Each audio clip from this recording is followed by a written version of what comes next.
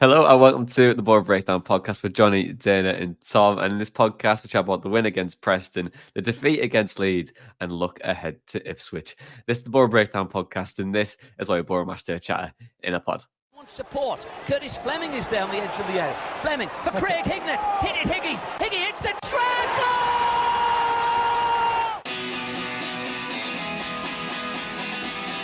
Emmanuel coming alive again. Jonny wants the ball played to him. Emmanuel spots out Emerson!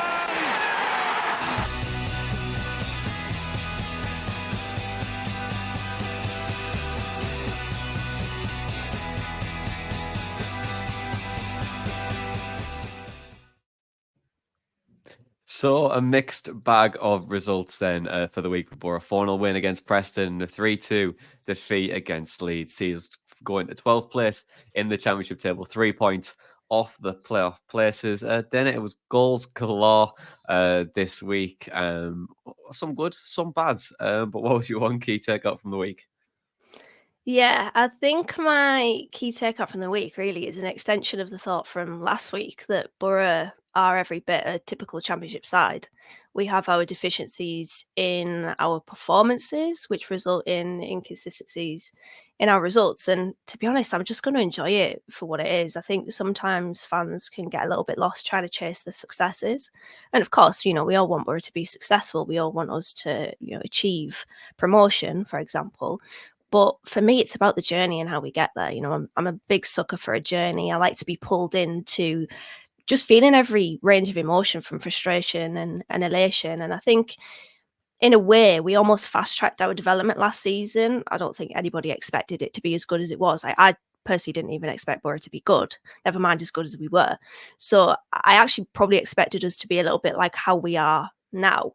So in a way, I think what we're seeing from Boro at present is about right. A growing team that are in equal measure good and bad.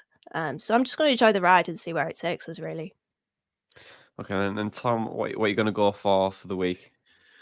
I mean, my takeout was how do we improve our defensive performances away? Because it seems like that's just a bit of a downfall for us. Obviously, midweek, that game against Preston, I thought, great, we've managed to come away with a lot of goals, clean sheets. And I mean, I felt like I was getting a bit kind of too down after the Bristol City game last week. When you looked at it, it was only, a couple of losses within the last 10 games or something like that. As a team, we're doing pretty well. I didn't want to kind of get too down on that. But then yesterday, there was just bits of it where I'm just like, can we just sort this out? Because this is so frustrating to watch.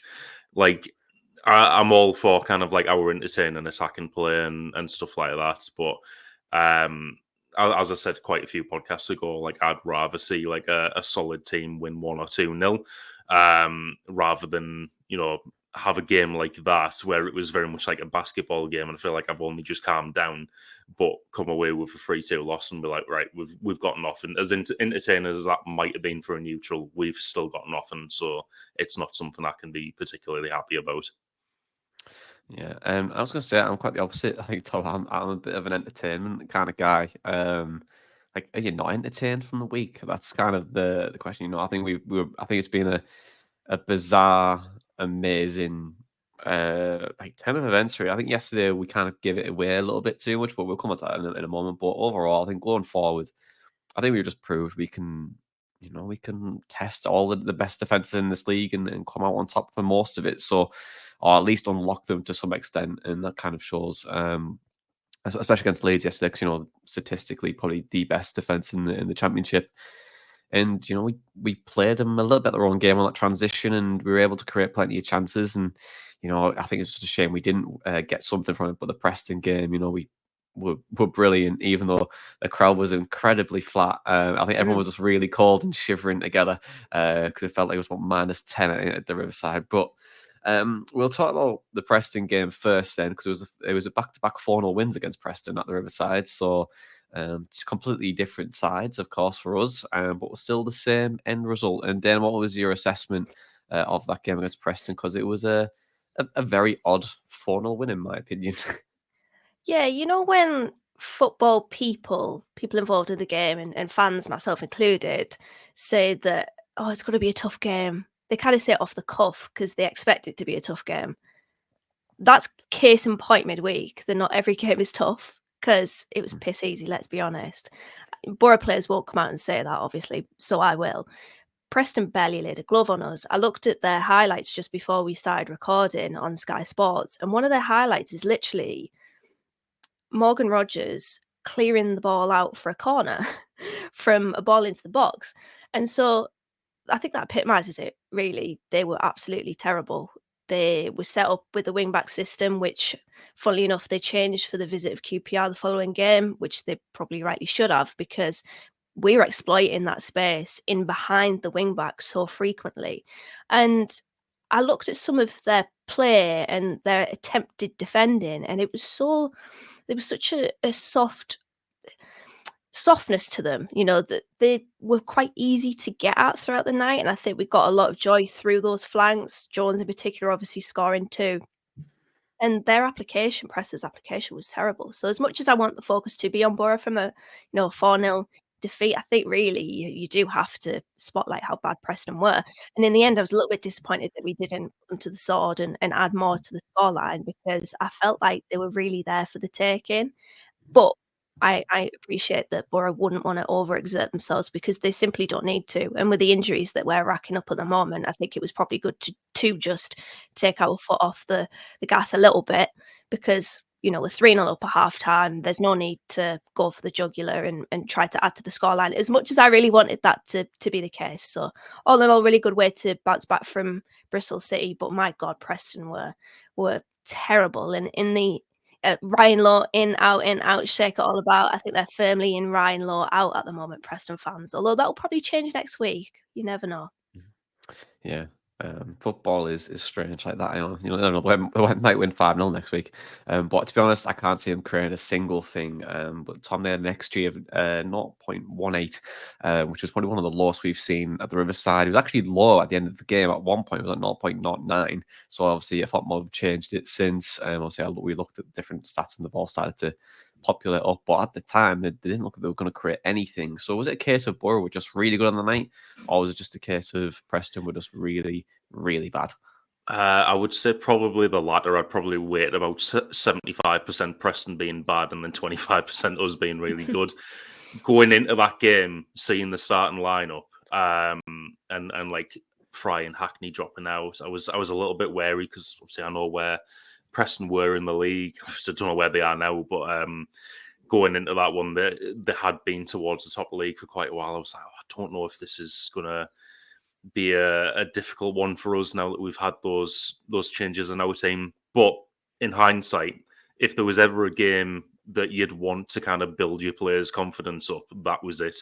And I think you could see that confidence growing throughout the game. In Barlasa, in Bangura, in Van den Berg playing centre back, thought was immense. Morgan Rogers, I think, just before the assist for the third goal, people were going on about the assist on Twitter and saying, "Oh, lovely, little dink into the box for Jones." That wasn't the part that impressed me most. The part that impressed me most was about 10 seconds earlier, because the ball had ricocheted up into the air. He just watched it all the way down, took a perfect first touch and turned around and, continued the play on from there. I was like, that first touch looks so effortless. Like, it made me forget about the rest of the move. I was just like, that was so good. So you could see, obviously, the confidence building in the players. And I think they even took that into yesterday based on some of the play. Probably not a good thing at times, but like I say, we played well to create the goals and built a lot of confidence from that game, I would say.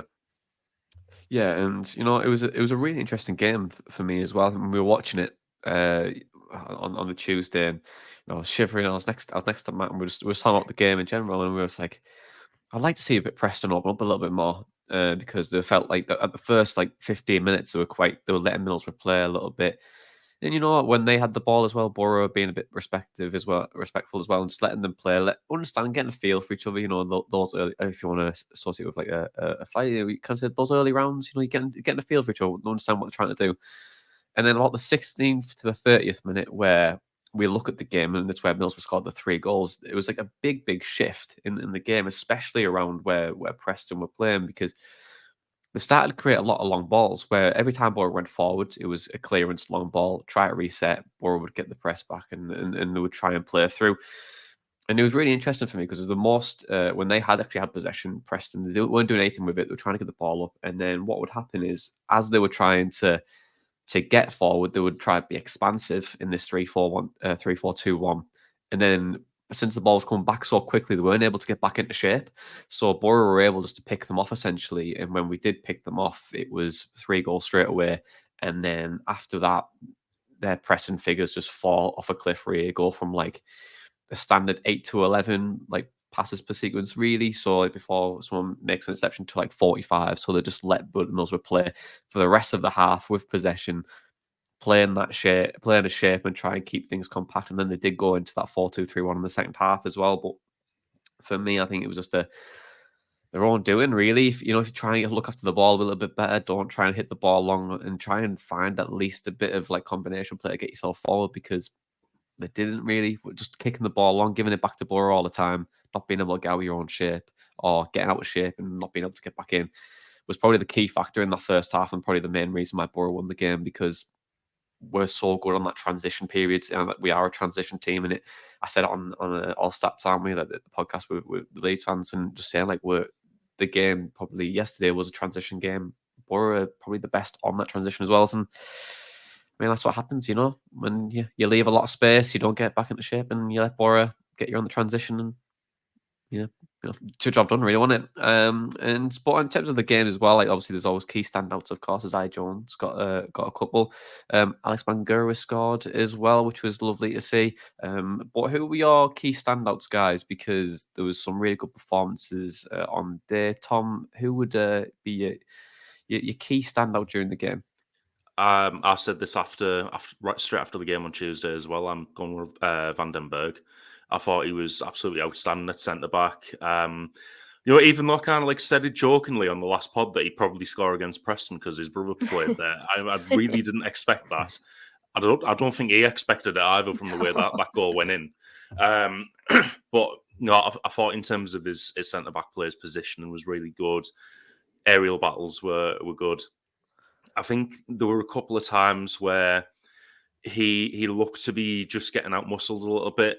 I mean, he recovered well and got back into position to stop any attacks, but that's maybe an area where I'd like to see him improve there. But I can't be that harsh on him for his first game, like properly in his favoured position.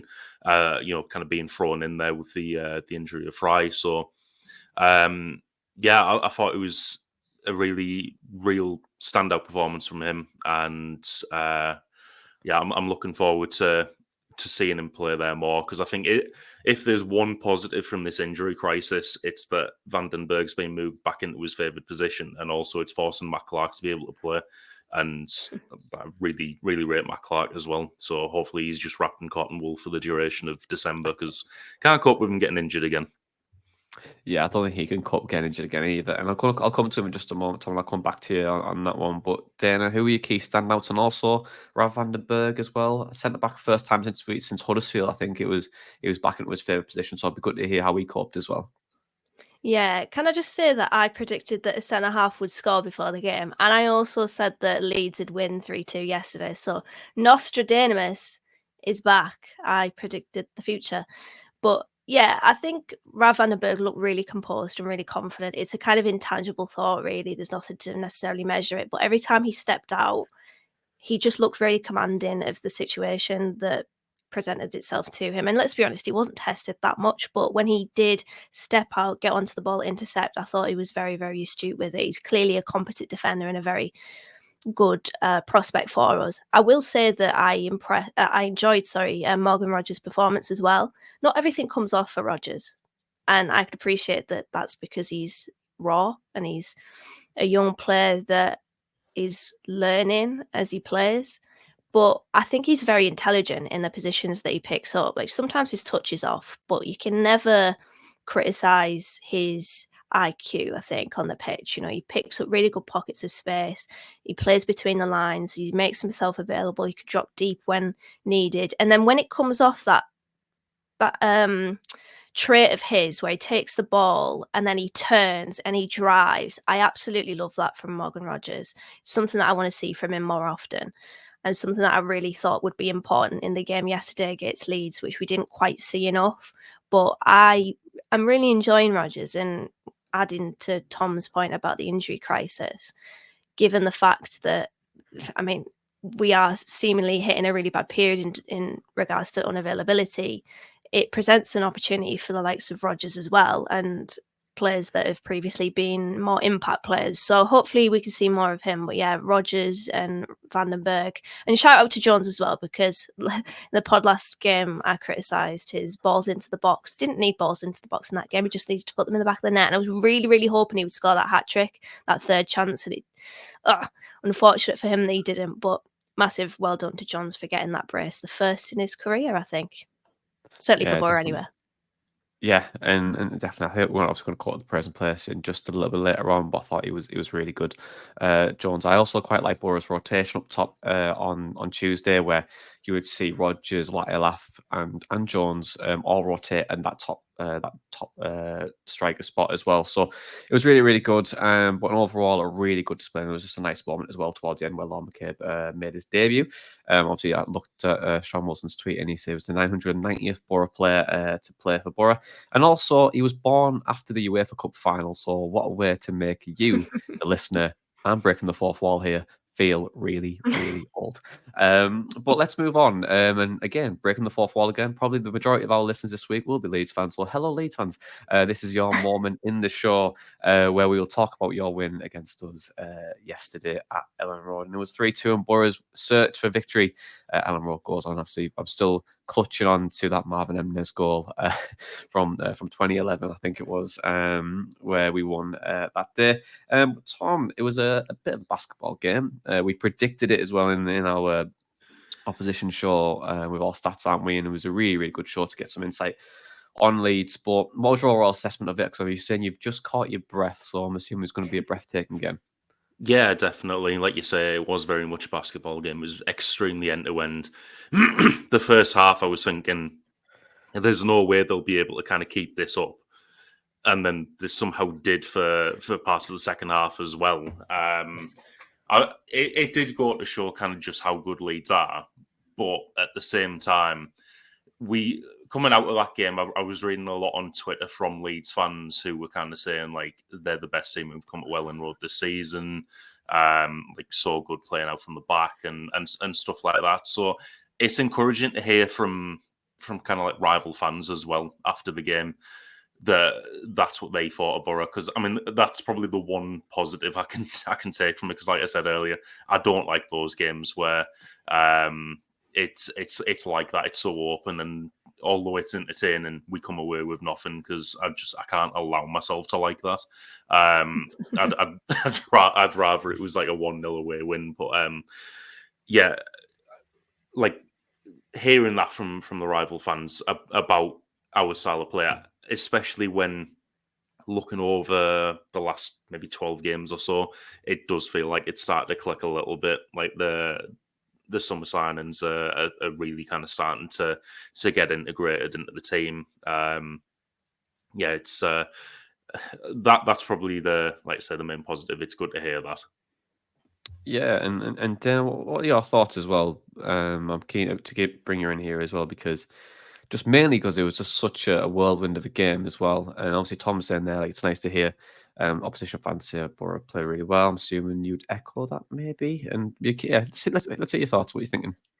Yeah, well, firstly, it was just a really enjoyable game to watch. I know that Tom is conditioned to the Karanka era of 1-0 victories, but I'm with you, Jonny. I've watched some turgid football over my time supporting this football club. So I know that we lost and we'd all prefer to be on the right end of a 3-2 basketball game, but I enjoyed the way that the game panned out, to be honest. It was one that you really couldn't take your eyes off. Absolutely chaotic, hence the title of this podcast. And, we, as you said on the opposition preview, it was a game big on quick transitions, and there was never really much control in that first half. There was never really there was a few quiet periods, but on the whole, it was one of those games that was just full of action, full of detail, full of points of note. And I will say, in the end, Carrick mentioned this, and Dan Barlaser mentioned this as well post-match, that in a way, it didn't feel like we were a million miles away from getting something from that game. Now, I disagree with both of them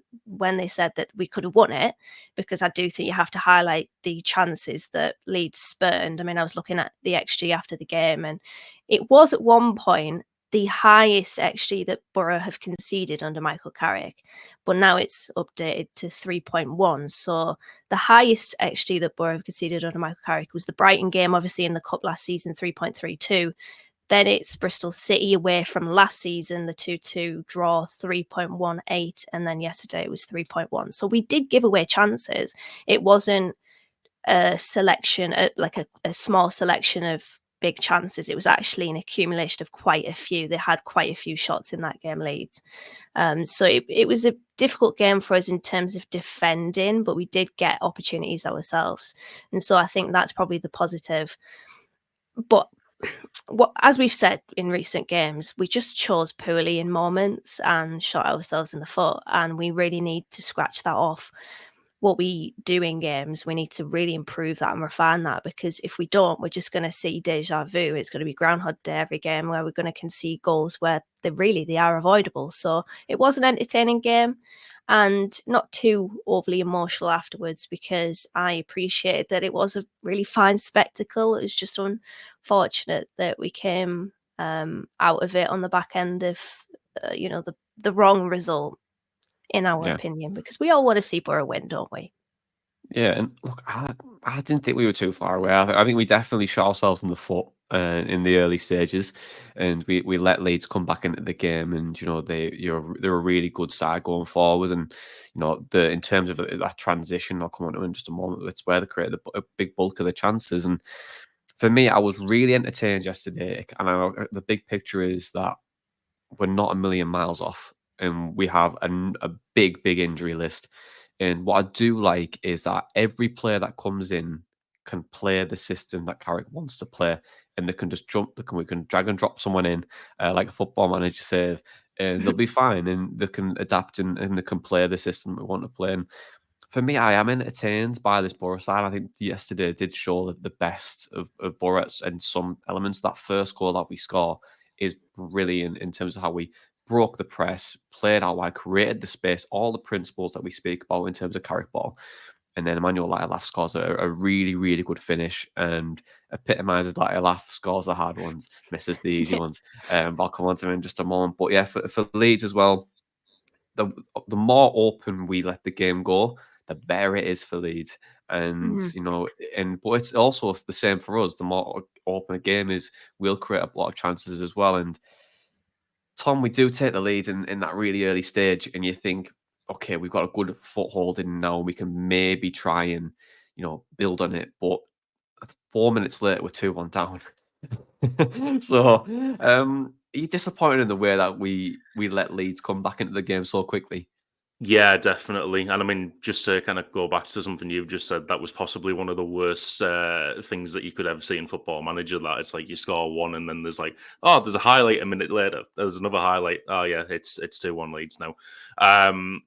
Yeah, I think going back to what I said earlier about the confidence thing, I feel like that definitely played a part in the first goal. I think the first Leeds goal, sorry. Probably us scoring early didn't help with like the confidence getting inflated as well. But like you look at how that first goal was caused, and it's like Dan Barlaser trying to pass it to Crooks out of the box rather than just clearing it. And I'm like, you got to be really confident to attempt that pass. And unfortunately, it didn't pay off, and you've given the ball away, and now it's a goal.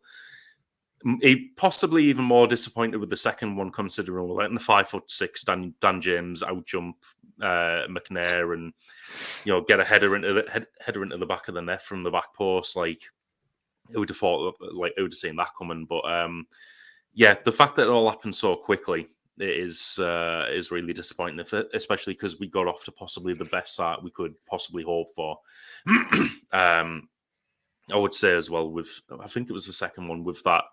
Was it the second one where there was the deflection up and it like looped up into the air and onto Thingy's head?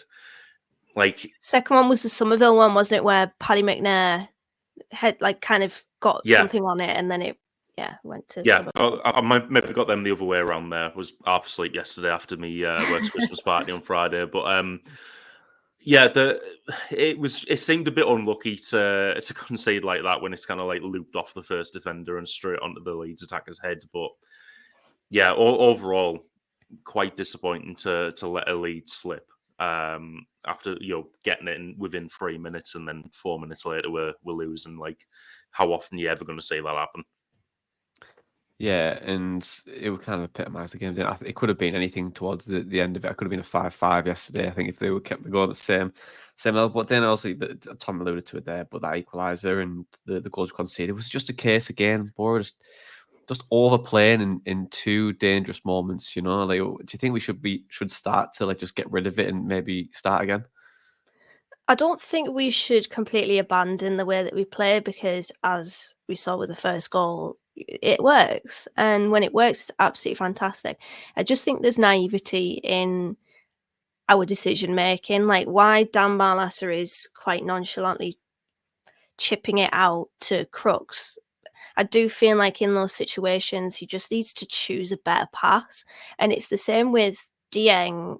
His clearance for the third goal needed to get more elevation on it. It's fine deciding to go longer than you usually do because I don't think there was much choice from him there. I don't think he could have gone short because we were being pressed. But just pick better passes. That's why I think it does boil down to that naivety and maybe casualness in certain situations, but we'll never learn if we don't practice. And the thing is with that first goalie equaliser from Dan James, I mean, it's ridiculous that a 5'6" player can outjump two Boro centre halves as it was, sandwiches himself in between them. But we actually are inside the Leeds box about 5 seconds prior to them really accelerating on the counter attack. So if anything sums up that game, it's that goal, how quickly it went from Boro, a little 1-2 between Latte Lath and Morgan Rogers, which was really unfortunate that it didn't come off because it was a good piece of play. And then it swings to the other side of the pitch with Leeds on the attack. I mean, it was a really crap goal to concede because they had about 3 bites of it. And then we had the opportunity to clear it and we just didn't. So I think poor decision-making was ultimately our downfall in that game, which is ridiculous, but it's just a part of Boro's core DNA at the moment from what we're seeing. And we need to be better in those situations in our distribution from the back.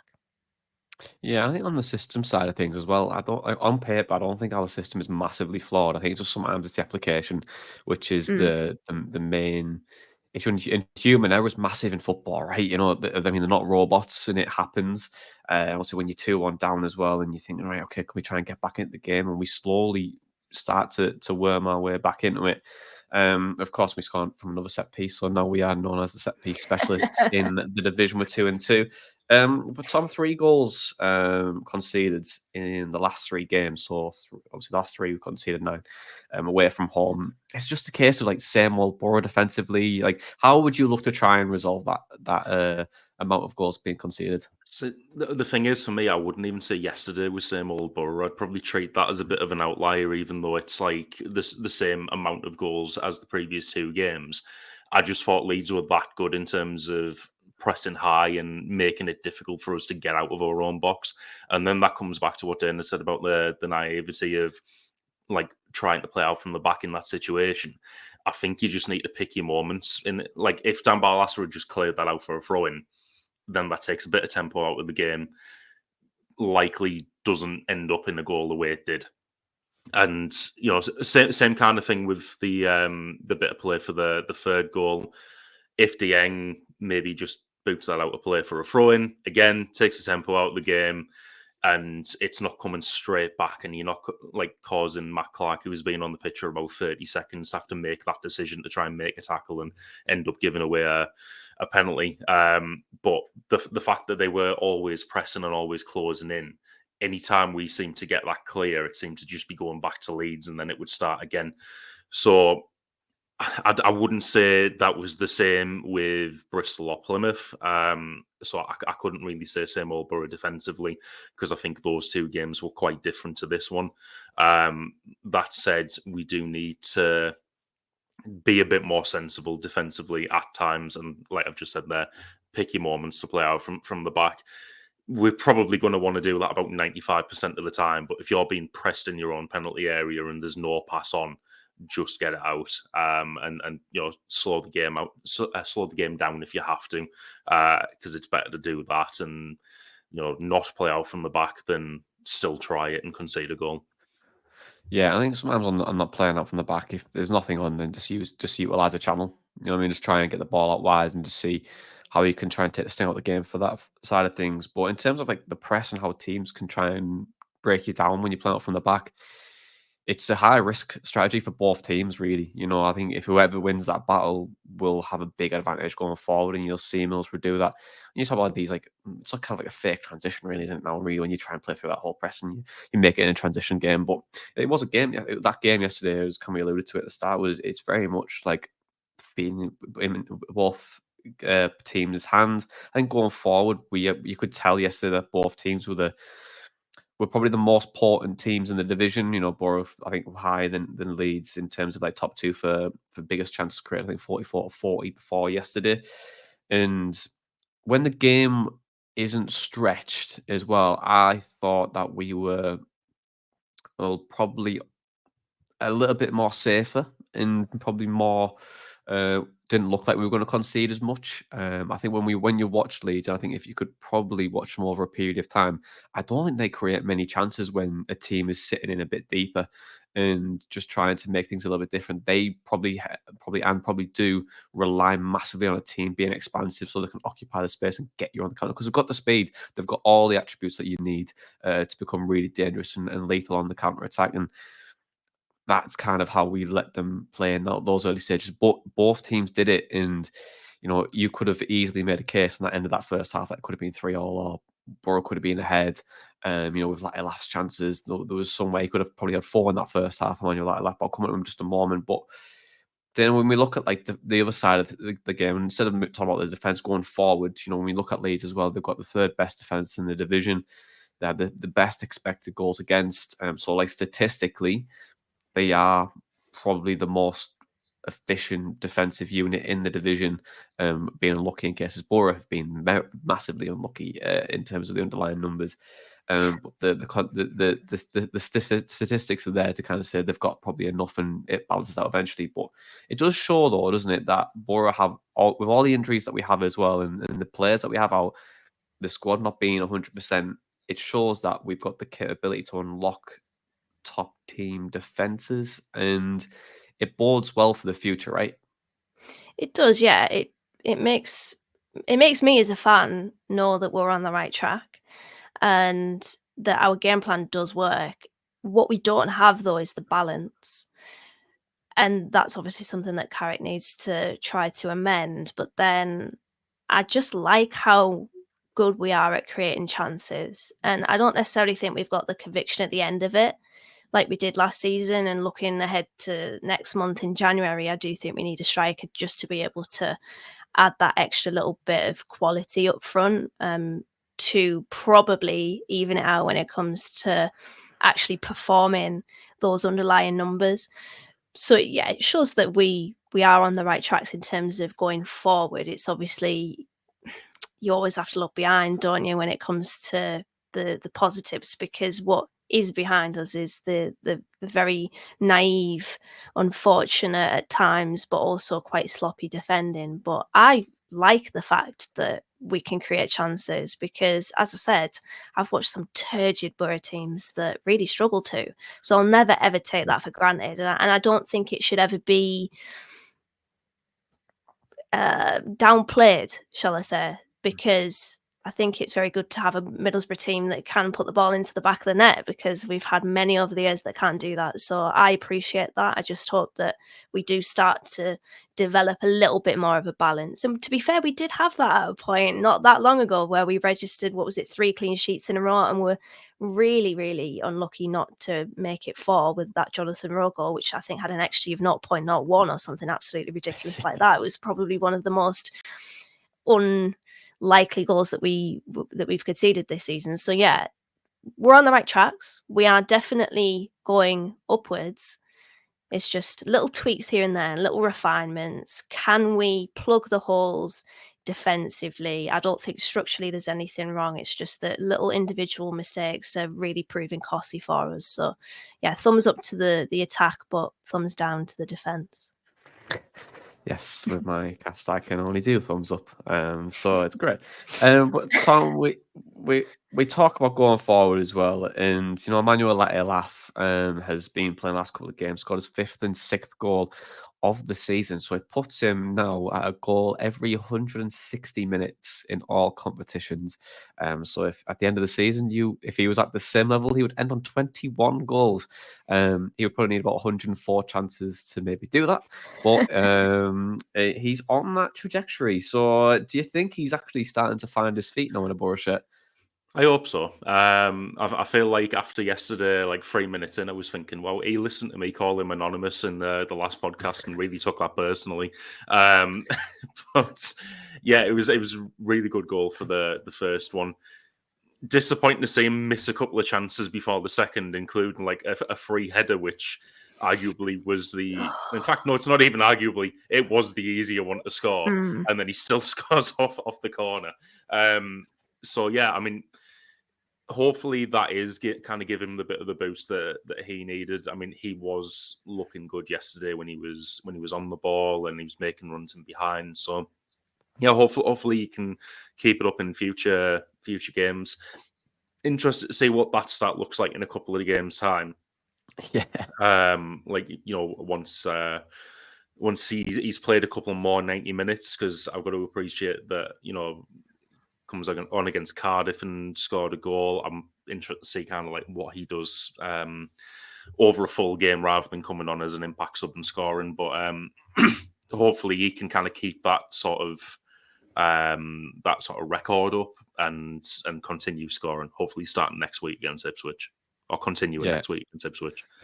Yeah, and I think with Latte Lath as well, like he's come to a different country.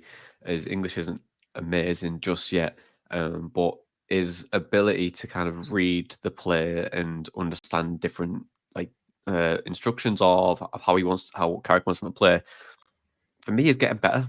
It's getting better and better, and I think it's going to take a little bit longer, I think, to really settle in. But what I do like the difference from last year is that everyone is contracted for a couple of seasons, and everyone's slowly starting to click now. So it's only going to get better, and I feel like Latte Lath will get better. I'm enjoying him at the moment. His runs in behind are superb, and I just, like I said, when we were doing our insight shows, it was that if you give him more than one decision to make, that he'll make probably the wrong one.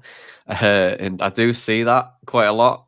But, I think his ability, his striking ability can just be refined a bit more and just not panic as much. I think he just needs to relax in certain areas, but it doesn't matter. I'm not going to complain. I feel like to score 6 goals in all competitions for just moving over the country, and it's, he's got still a long way to go.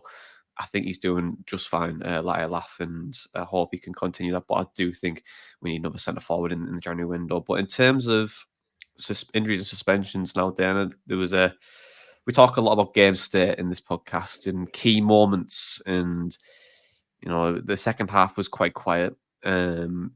Both teams were slowly starting to worm the way into it again and trying to find the feet. Boro were creating half chances, so were Leeds.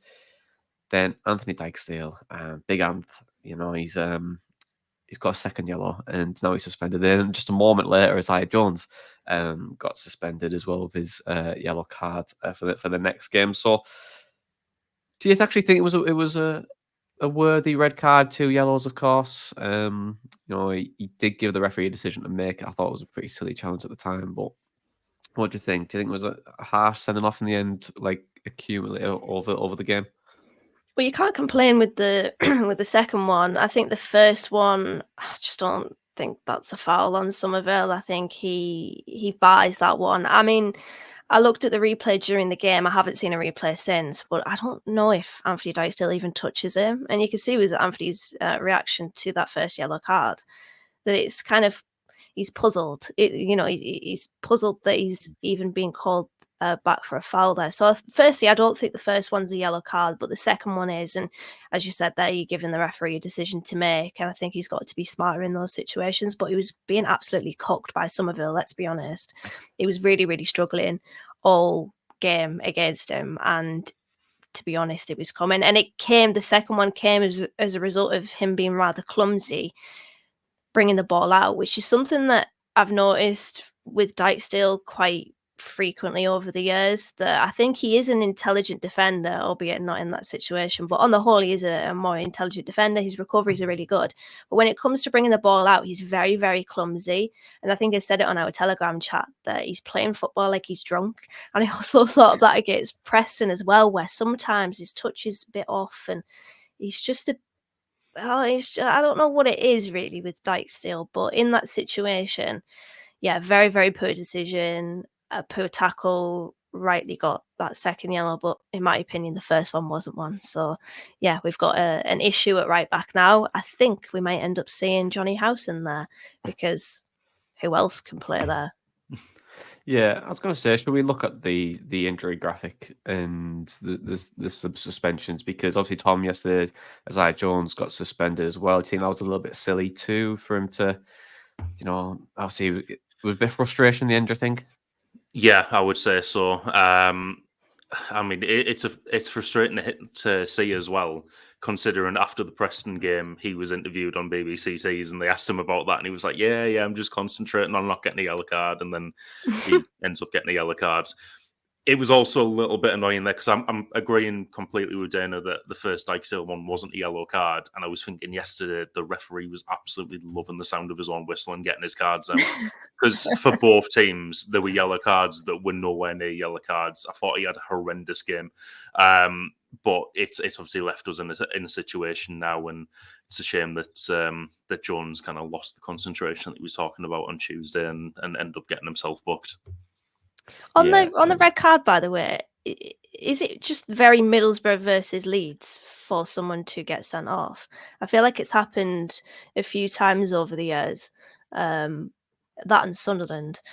But yeah, if there was a Middlesbrough Leeds starter pack, it would be a red card, like someone getting sent off, and then lots of goals and lots of incident, and that game had it all really. So yeah, not surprised in the end. To be honest, I'm kind of giving Dijksteel a little bit less crap for his performance, but I think he probably would have got sent off either way, because he just had a really, really torrid afternoon up against Somerville. So the first one I don't think is a yellow card, but I probably think that he would still get sent off anyway after that second one, if that was the first one. So yeah, really tough afternoon for him, unfortunately, and Boro are royally screwed over in that right back position now.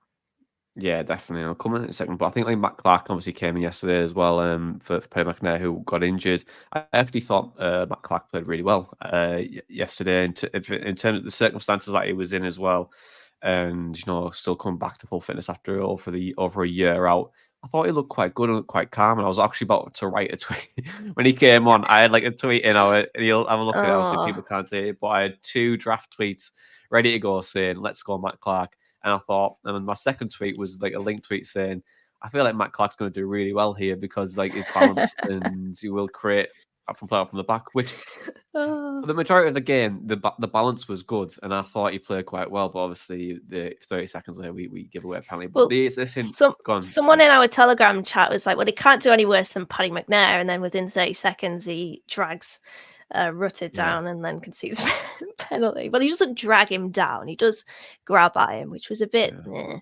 But I don't really think you could complain, really. Yeah, and just on that as well, like obviously in our chat as well, I actually said McNair's killing me, and then 30 seconds later he went down with back injury, and I was like, "Oh no, I've killed him." I've just absolutely malt cursed him. But this injury graphic, Dana, we've got So if we're looking at Boro's defensively now, so injury suspensions, we've got over 10, probably, I think just 10 Yeah, players 10, out now. 10 out. 10 players out now. So who are you starting against Ipswich? Because defensively, it looks horrendous. I remember at the start of the season, we were like, "Who's going to play left back?" And then we have 3. Yes. How things have really turned on that one. How the turntables. So who are you going to start then? And Tom, I'm going to ask you the same question as well. So get your 11 ready. But yeah, who do you play?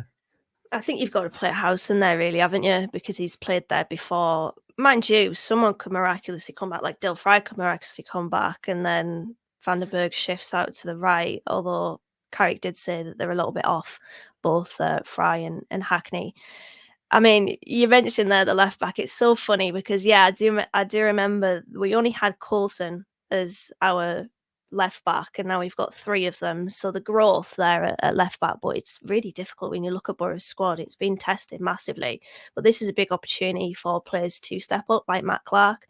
God bless his back, because obviously he has been out with a significant back injury for a significant period of time, and he's lacking that sharpness. So I'd like to hope that people lay off Matt Clarke a little bit with his rustiness. But yeah, that right back position looks terrible, doesn't it? We only have Vandenberg that is a fit and available option, but he's playing centre back. So I think for me, it probably is Howson that plays there, because the other one is Jones, but obviously he's out suspended. So yeah, it's tough at the moment, isn't it? It feels like they're just hitting us where it hurts in every part of our squad at the moment. So it's unfortunate. I've said unfortunate so many times this podcast, but I mean the injuries are absolutely unfortunate.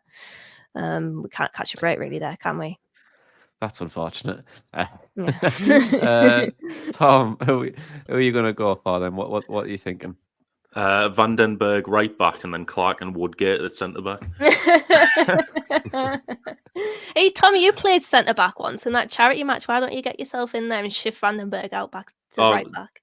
Twice, you know what? I've had what 90 minutes and 80 minutes and 60 minutes as a centre back at the Riverside. I can do that. Yeah, there you go. Bring your boots. Bring your boots on Saturday, Easy. Tom. You'll be sound. Yeah, I mean, Man of the match. 5'10", 5'11", but I can go Mark Bowler and say I'm 6'1" as a centre back. And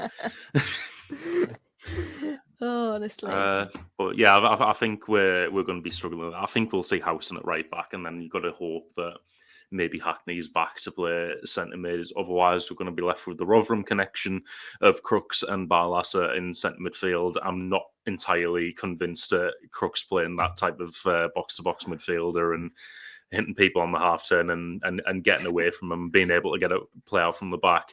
But really, who else is there? Also in the press conferences, Carrick said McGree's not far off, like a couple of weeks maybe. So maybe it'll be like a CM Punk style surprise return to the starting 11 on Saturday, and everyone will be buzzing. So yeah, maybe we can do with that, and then shift Rodgers into number 10 and Silvera on the right. But yeah, it's going to be an interesting lineup against Ipswich. Definitely. And look, it could even see Alex Gilbert or Alain Gilbert going to that. He has played there, of course. He is an 8 and can play in that 10 role as well. So for me, you know, if you're going to give him a chance and let him go full Gilbert, then you got to give him a go. He does look, every time I've seen Alex Gilbert, he looks a tidy football, but I just haven't seen enough amount of minutes to really have an opinion on him just yet. But never know. Throw him at the deep end, see what happens. But anyway, speaking of deep ends, let's go to the praise and place now.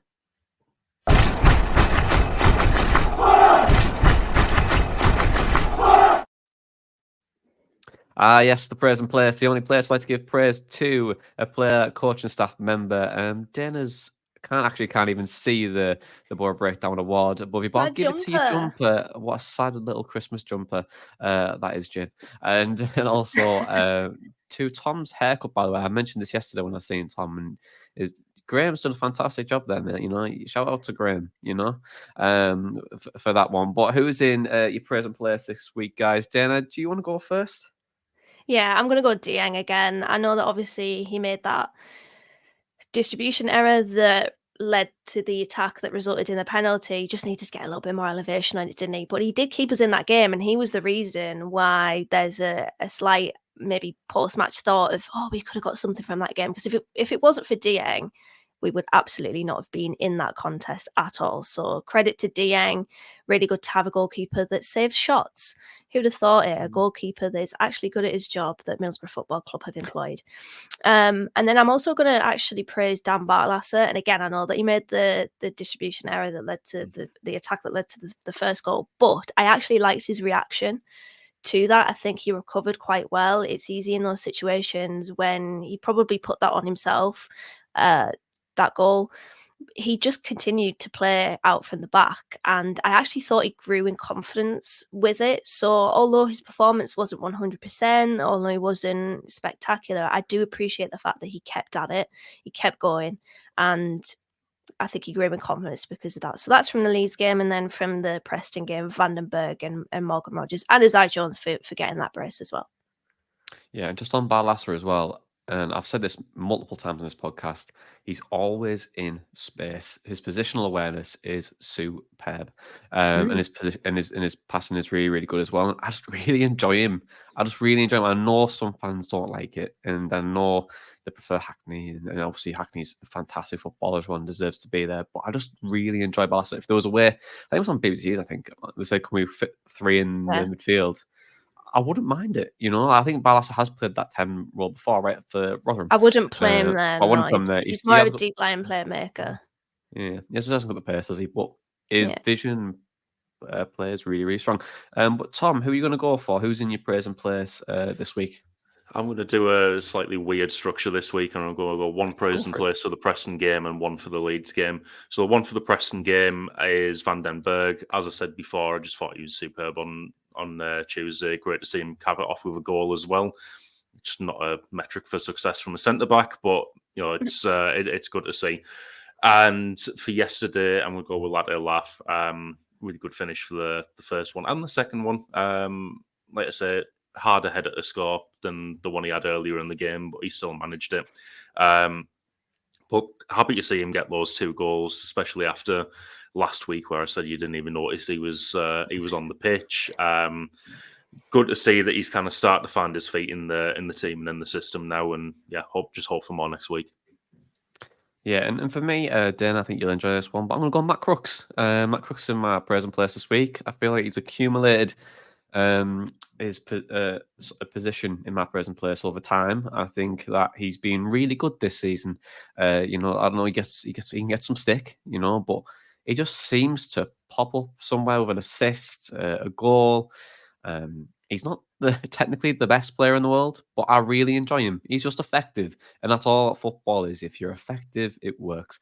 Effective and it works, then you're happy days. You know what I mean? I'm all for it. So congratulations to the tree, and also I'd put my Christmas tree up as well this week. So it kind of felt on brand to do that. But let's move on now. And it's a game called I Like to Play Trivia. So obviously Boro play Ipswich this week at the Riverside. It's a massive game. I was speaking to Sam Morsey yesterday, of all people, and he's very much looking forward to it and saying that I'm looking forward to seeing him as well. So shout out to Sam Morsey because he's a great human being. But we'll go for the question this week, guys. It's one where I feel like it could be a difficult one to get in 30 seconds, but you got to go for it these days. But the question is, can you name 5 players that played for both teams? I'm going to caveat there is one where I didn't put him in a list because you didn't see him play because it was like the 70s. Luongo. So, I mean, if Luongo's time travel and he played in the 70s, then go for it. That was before you said 70s. So I didn't put him in, but there's another 5 which are more recent, and I think you'll probably get them. But anyway, your time starts now.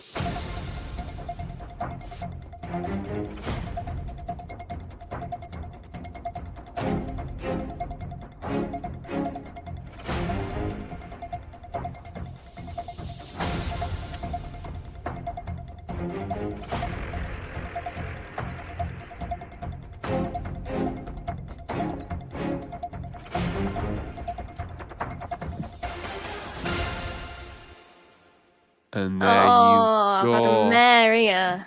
So for the 5 this week, it's a difficult one, of course.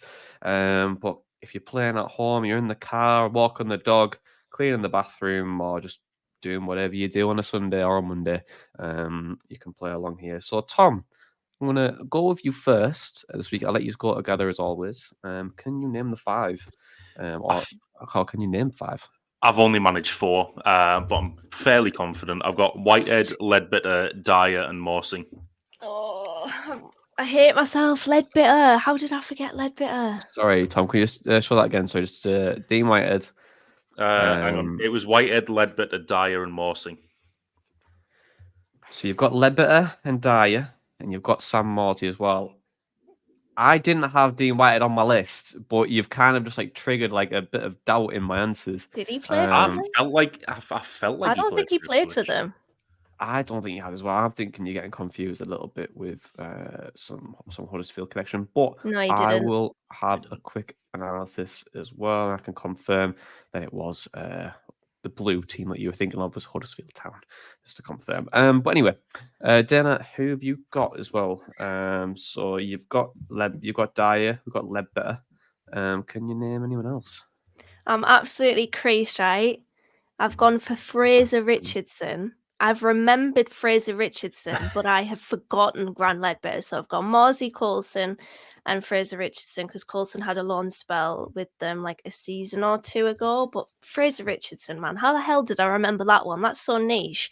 But yeah, I can't remember Grant Leadbitter, who is quite possibly the best free transfer of all time when it comes to Middlesbrough Football Club. So that's annoyed me a little bit, but at least I've got that left field one there with Fraser Richardson, which is so very on brand for me. And forget Fraser the obvious Richardson, I'm ones. just looking on Wikipedia here as well, was only a 7-game loan spell from Boro to Ipswich. From us, yeah. See, So it I counts. did.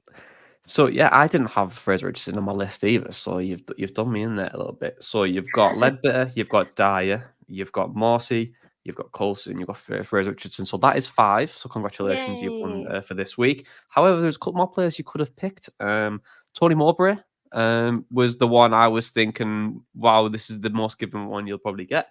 And Jordan Rhodes as well.